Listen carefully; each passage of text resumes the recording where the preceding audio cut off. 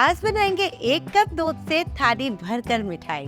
यकीन मानिए बड़ी आसानी से बनेगा। ना तो हमें मिल्क पाउडर चाहिए, ना ही मावा चाहिए, ना कंडेंस मिल्क चाहिए। फिर भी ये मिठाई बहुत ही नरम, बहुत ही अमेजिंग बनेगी। मुझे लगता है ये मिठाई तो आपको मार्केट से लेनी ही नहीं चाहिए, क्योंकि ये जितनी प्योर, जितनी घर में अच्छी बनती है, बाहर की उतनी अच्छी मिलती ही नहीं है। तो चलिए इस रेसिपी को शुरू करते हैं। आज करेक्ट रेशियो में आज आपको देती हूँ। कोई ग्राम्स वगैरह में नापने की जरूरत नहीं है। कोई भी एक कटोरी सेट कर लीजिए, नॉर्मल सा दूध लीजिए। तो जिस कटोरी से हमने दूध लिया है ना, उसी कटोरी से हमें चीनी उतना ही लेना है, कोई प्रॉब्लम नहीं है। सबसे पहले हम 1/4 कटोरी दूध को गरम करेंगे, और गरम करके अगर आप केसर वाले फ्लेवर में बनाना चाह रहे हैं इस मिठाई को, तो केसर डालकर उबाल कर इस दूध को अलग कर दीजिए।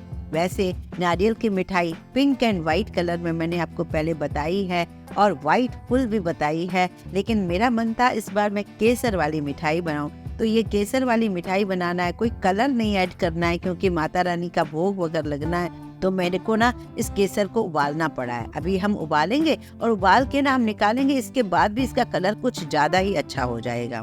अगर हम यूं ही थोड़ी केसर डालते हैं उसमें कलर नहीं निकल पाता, इसलिए मैंने इस तरीके से किया। बचे हुए दूध को मैंने उसी पैन में डाल देना है। अब देखिए दूध को हम उबालेंगे। जो भी दूध हो, पहले दूध रखा हो या उबला हुआ हो, जो भी है दूध, इसी कढ़ाई में आप उबाल लीजिए। अब हमें डालना है चीनी। जैसे ही दूध में उबाला आ जाए आप डाल दीजिए उसमें चीनी। अब चीनी क्योंकि ज्यादा लग रही होगी, तो हमें क्या करना है, इस दूध को थोड़ा ट्रांसपेरेंट सा करना है। आप देखेंगे जैसे इसमें उबाला आ जाएगा, दूध का कलर ही चेंज हो जाएगा। जो व्हाइट दूध होता है ना, वो लाइट ट्रांसपेरेंट साइड हो जाएगा। यही चाहिए हमें दूध। इस मिठाई को बनाने के लिए कोई घी की आवश्यकता नहीं है, मावे की जरूरत नहीं है, कंडेंस मिल्क की जरूरत नहीं है, मिल्क पाउडर की जरूरत नहीं है। फिर आप क्यों मार्केट से लाते हो? यकीन मानिए जब मार्केट से लाओगे, उसे खाओगे, और जब घर की बनाकर चखोगे, अपने आप फर्क समझ में आ जाएगा। आपको लगेगा कि अभी तक हम बहुत गलती करते थे। नारियल की मिठाई तो हमें कभी बाहर से नहीं खरीदनी चाहिए। जब ये दूध बिल्कुल ट्रांसपेरेंट सा हो जाए, चीनी पूरी घुल जाए, उबलने लगे, अगर आपको केसर वाली बर्फी बनानी है तो केसर वाला दूध डाल दीजिए। वैसे अगर आपको व्हाइट बनानी है तो केसर का कोई रोल ही नहीं है। फिर आप पूरा ही दूध पहले ही डाल सकते थे। अब हमें क्या करना है मैं आपको बताती हूँ। जिस कटोरी से मैंने दूध लिया था, आधी कटोरी से थोड़ी ज्यादा था, आधी कटोरी से ही ज्यादा मेरे पास चीनी थी, जितनी दोनों बराबर थे। लेकिन जो नारियल का बुरादा है, हमें जस्ट डबल करना है। डबल मतलब उतनी कटोरी, उतनी साइज की 2 ले लीजिए, बस उतना आप नारियल का बुरादा डाल दीजिए। जैसे ही आप इसमें मिक्स करेंगे ना, मिक्स करेंगे तो इसमें हमें थोड़ा सा फैट, वैसे तो नारियल का फैट होता है, क्योंकि बुरादे में बहुत ज्यादा फैट नहीं होता है, तो हमें इसके लिए थोड़े से फैट की, थोड़ी रिचनेस की जरूरत है। तो घर की जो मलाई होती है ना आपके पास दूध की, बस 2 चम्मच वो डाल दीजिए, और फिर इस मलाई वाली मिठाई को बढ़िया सा पका लीजिए। जब आप अच्छे से पका लेंगे, ये मिठाई बिल्कुल सूख जाएगी, तब आपको एक ट्रे या थाली सेट करनी है। बटर पेपर डालें न डालें आपकी चॉइस है, आप ऐसे भी डाल सकते हो, पर मैंने बटर पेपर डाल दिया है। मिठाई की कंसिस्टेंसी ऐसी होनी चाहिए। तो ये देखिए, जब आप इस तरीके से सुखा देंगे ना, ये बहुत बढ़िया पीसेस में निकल जाएगी। हल्का सा घी में बटर पेपर भी लगा देती हूँ, वैसे जरूरत नहीं है, पर लगा देंगे तो बेस्ट रहेगा। ये देखिए मिठाई का जैसे कितना बढ़िया डो टाइप बन गया है ना, बिल्कुल ऐसा ही होना चाहिए, है ना। कितनी आसान बनाने में। मैंने तो 7 मिनट बोले हैं, आपको तो 5-6 मिनट में ये मिठाई बनकर तैयार हो जाएगी। अब इसे अच्छे से फैला दीजिए। थाली है तो थाली में फैला दीजिए। थाली में बस क्या होता है ना, थोड़े साइड के पीसेस का जो है वो पूरे अच्छे से चौकोर नहीं बन पाते हैं, इसलिए मैं भले ही आधी बन जाए, पर ट्रे में डालना ज्यादा पसंद करती हूँ। चॉइस आपकी है, आप इसे डाल के और इस तरीके से रख दीजिए।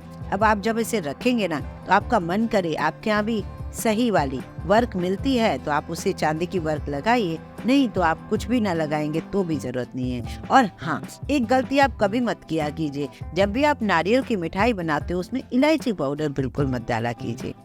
जब भी आप इलायची पाउडर डालोगे ना, होगा ये कि वो दोनों ही आपस में क्लैश होंगे और आपको ना इतना अच्छा स्वाद नहीं देंगे। तो इलायची कभी नहीं डालना चाहिए। इलायची केसर के साथ तो जाती है, पर नारियल के साथ इलायची नहीं जाती है।